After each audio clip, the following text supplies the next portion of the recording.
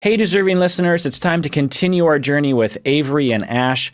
Let's watch 90 Day Fiancé and see if anything of interest comes out of my face. My name is Dr. Kirk Honda. I am a therapist and a professor. Let's get to the show. So, how are you feeling after last night? You know your brother. I wasn't sure if he was really bothered.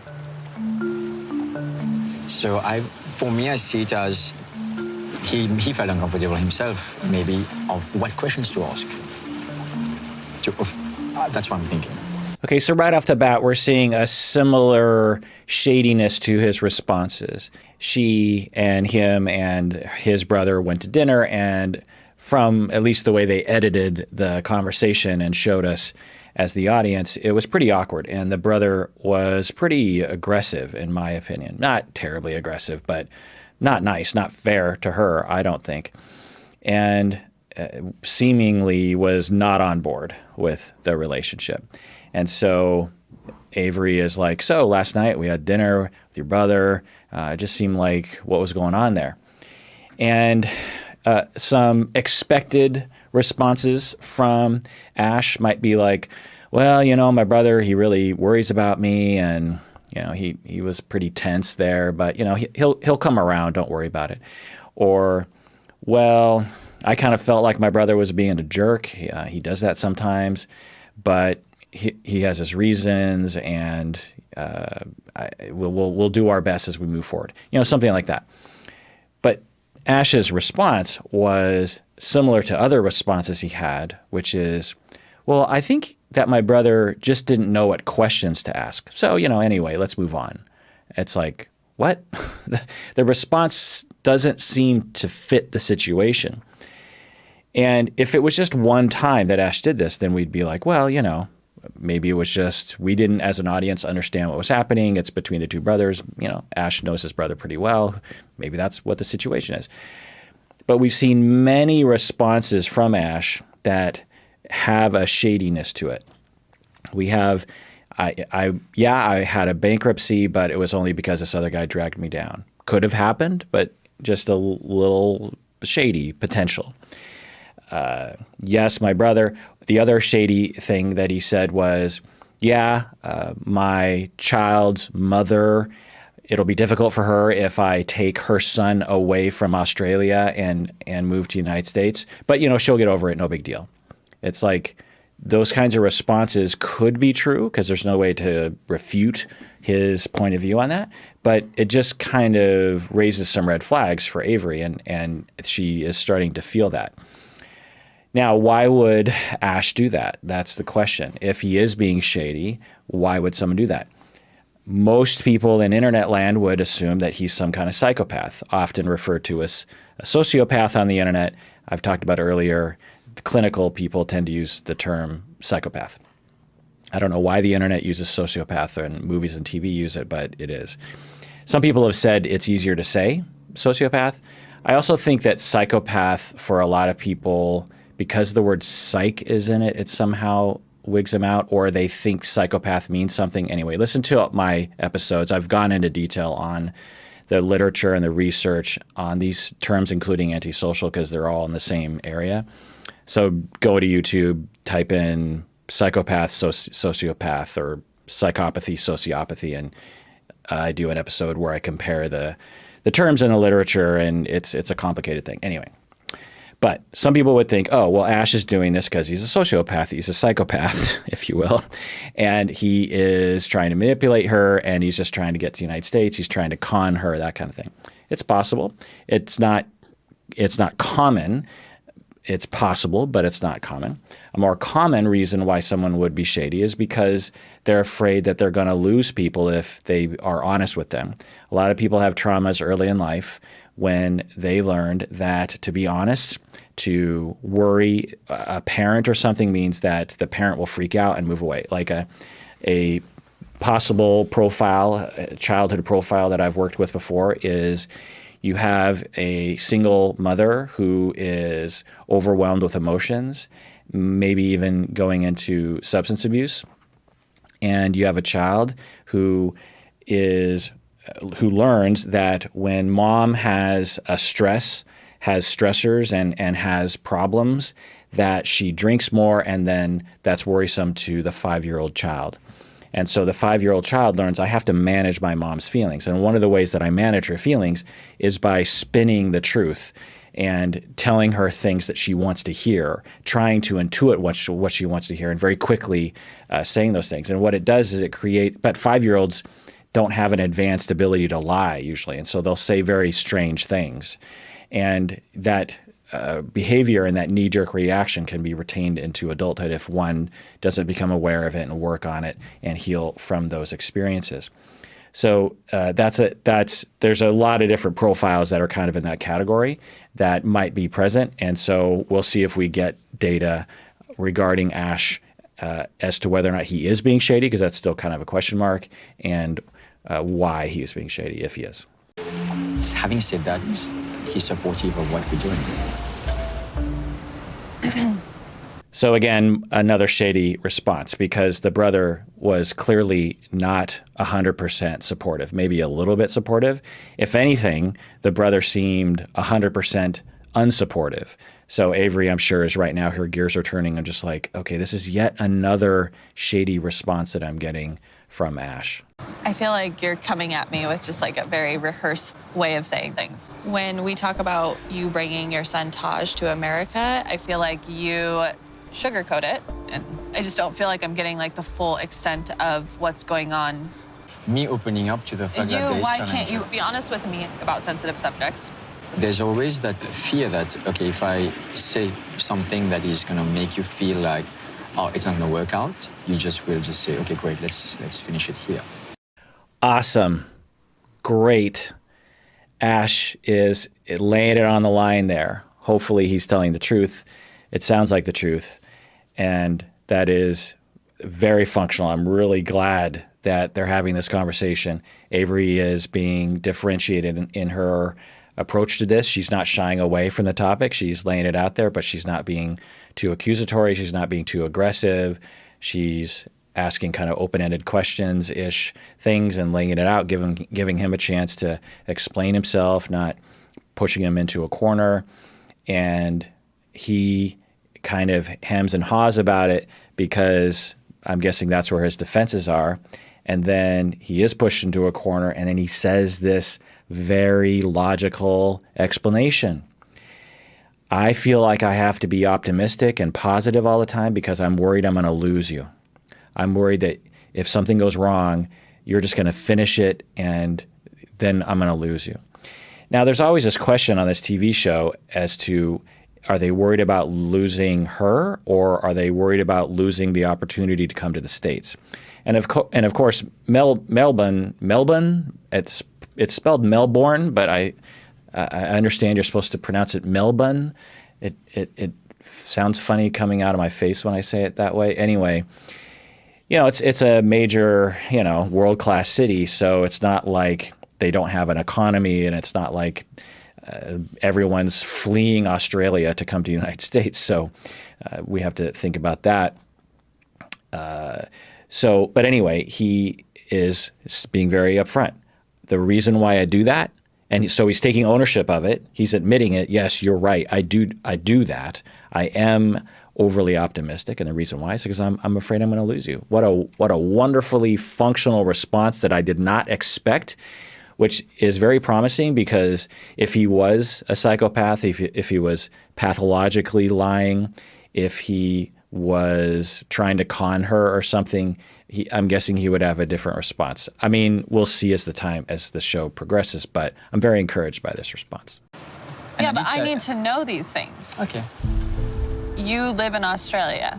I live in America.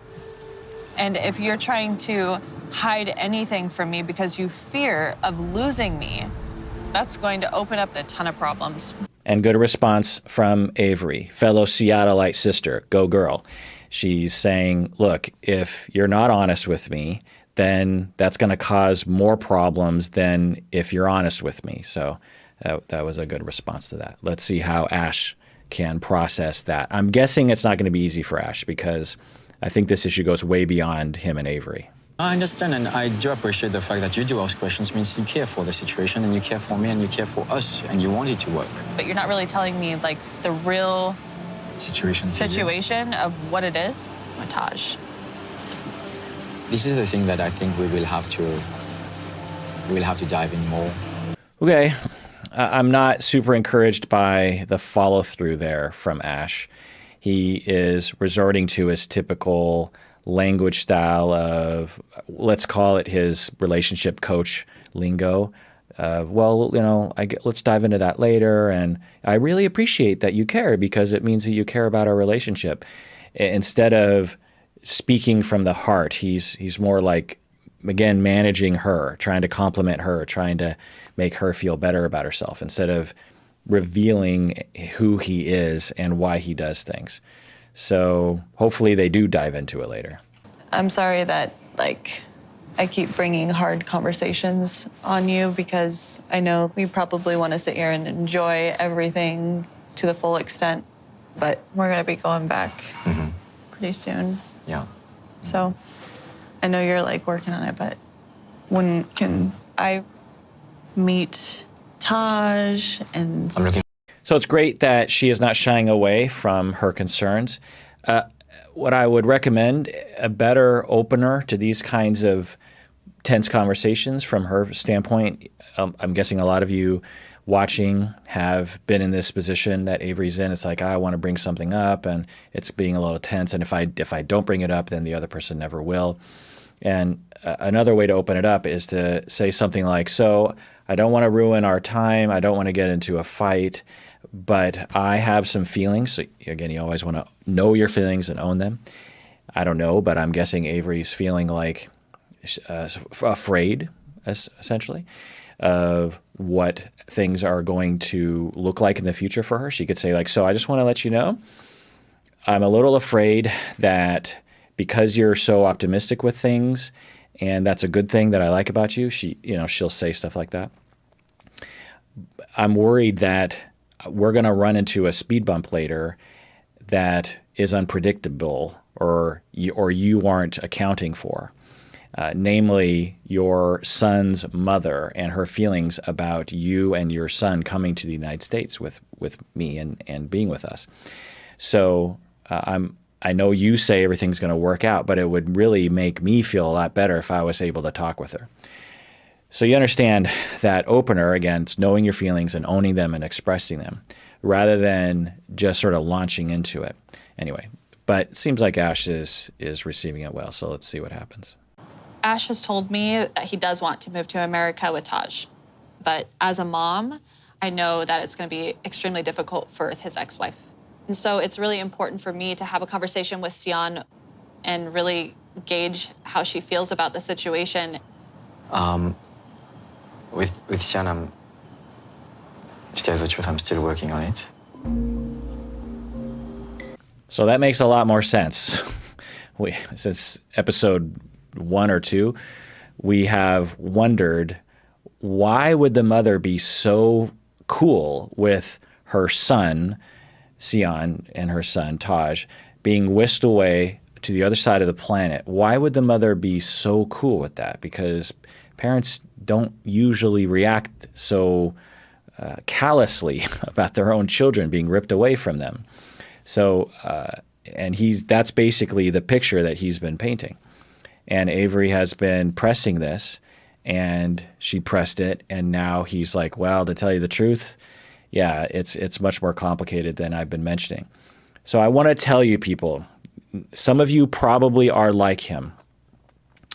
And if you've ever been accused of being overly optimistic, or you've ever seen your loved ones get really frustrated with you, a common smaller behavior that you'll see in people like Ash is when you're late for something. Like, actually, Umberto does this sometimes to me and to other people I know. So let's say that you say, okay, let's meet up for dinner at 7 o'clock. And you, the prompt one, you show up at dinner, 7 o'clock, you're on time. It's 7:15, and you're like, oh, I wonder where they are. And you text the person, hey, Ash, how close are you? Should I order drinks? What's going on? And the ashes of the world will say something like, oh, I'm parking. I'll be there in 2 minutes. And you go, oh, okay, they're parking. They'll be in 2 minutes. So, you put your phone down and you think, well, 2 minutes, they're almost here. Another 15 minutes go by and you're like, well, unless they parked 2 miles away, they couldn't possibly have been parking unless they got mugged in the park. Like, what's happening? So you text again. So you said you were parking. What's up? Oh, yeah. I had a little bit of a trouble finding a parking spot. I just found one. I'll be there in 2 minutes. And now you're thinking, well, you said that last time. So how am I supposed to trust you? Fast forward 45 minutes later, they walk in the door and you're like, what the hell? Now, if the ashes of the world would say something like, I'm sorry, I just left the house. I'm probably not going to be there for an hour and a half. Then you could be like, okay, well, that sucks, but at least now I know my timeline. Instead of placating, because you have some traumas in your past of placating other people and lying to them, that makes it that you're late and you've lied to them multiple times. I've been the recipient of that kind of behavior. It drives me freaking crazy. It's like, just be late. Just say you're late. It's fine. You're late. You're probably, the ashes of the world often are late, frequently. And so the Averys of the world or the Kirks of the world are used to you being late. Just admit that you're late. It's better to be late and be honest than to be late and lie the whole time. Can you tell that I have feelings about this? So if you're one of those people, if you do that kind of thing like what Ash is doing, you have to recognize where that comes from. And often the defense that the ashes of the world will consciously think is, well, the only reason why I'm lying to you is because you get angry so often. The only reason why I'm lying to you is because you're so unreasonable all the time. Or I'm not lying to you, I was almost parking. And you're like, no, you weren't. And so the ashes of the world will convince themselves of the lie because of their defenses. So you want to go below the defenses and figure out what's going on there.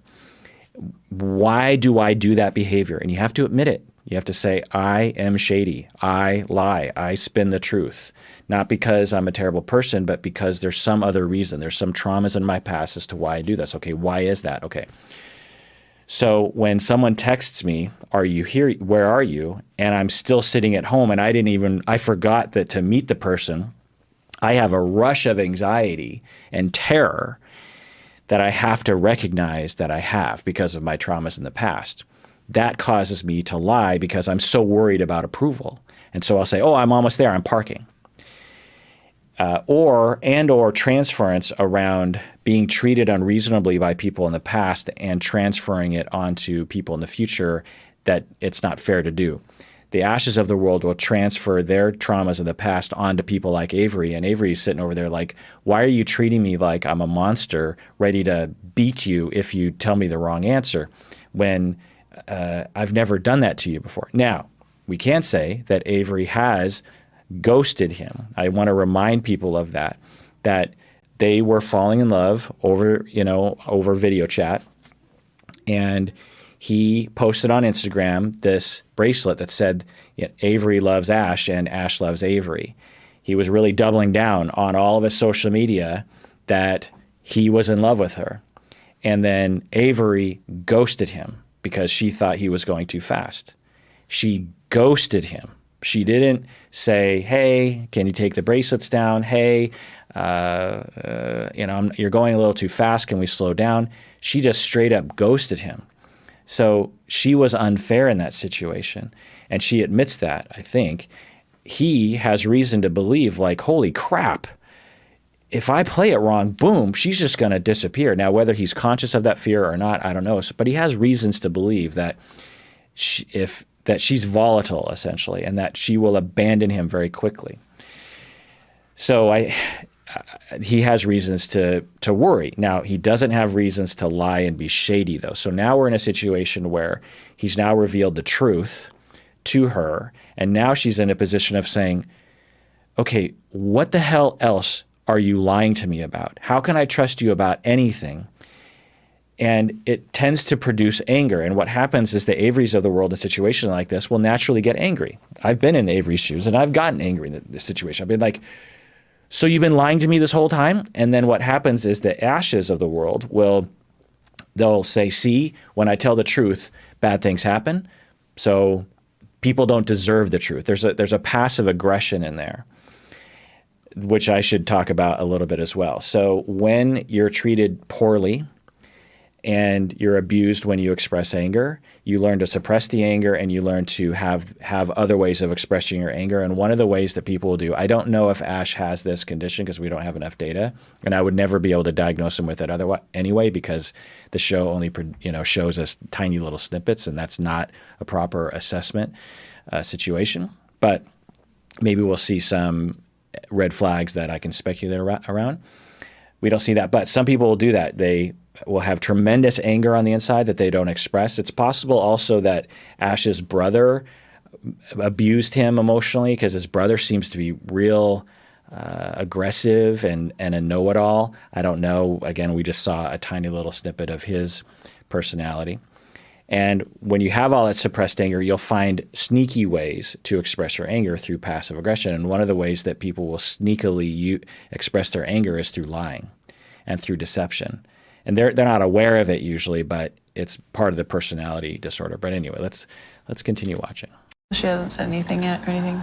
I'm working on it. I'm still working on it, and it's positive, but I'm still making sure that it's gonna happen. Okay. So Avery's acting real chill about this, which is an indication of her care for him and her differentiation level. I have to tell you, if I was in Avery's shoes, I'd be blowing my top. I'd be like, so you're just admitting you've been lying to me this whole time. Do you know that? but she's just like, oh, okay. Which there's pros and cons to that reactivity. Obviously, it's a pro because it's not likely to result in conflict, but maybe it's a con because she forgives people too much and doesn't express how it's affecting her. I'm guessing we'll see as the season progresses. The fact that Avery wants to meet my ex-wife, it's a little bit scary because she's a very honest person. So I don't know what she would say to her. I mean, I really love that we're experiencing all these different things together. But then I also know we don't have very much time together. So that's why I'm trying to utilize every chance that I get to really get a better understanding of everything. I totally don't know what you said right now, and you're right. So there's that shady response. I can't know that at all about Ash. Maybe that is from the heart when he says things like that. Yeah, you're totally right. I get that. But a more authentic response that if I was Avery, I'd be looking to grab onto would be something like, yeah, well, I have to tell you, I'm scared of this whole situation. My ex-wife and I broke up because we had our differences, and she doesn't see me in a positive light all the time, and I'm worried she's going to influence you. That would be a authentic response that you'd be like, okay, that stands to reason, and I feel like I'm being revealed the true person here, rather than this hazy presentation of a person, I'm guessing that Ash does that as a way of trying to manage other people's feelings because he has traumas when that mandated he do that. Otherwise, bad things would have happened to him. It's just total speculation. I have no idea. By the way, while I'm on this topic, some other disclaimers. All these videos are not a replacement for clinical treatment. If you need treatment, you need to get your own in-person clinician. Do not use me on YouTube for that purpose. Also, subscribe, hit the bell below, become a patron on patreon.com. That's how we know you really like what we're doing. Also, subscribe to the podcast. We have over 1,000 episodes on a podcast feed that you can subscribe to on a podcast app on your phone. And also comment below. What do you think?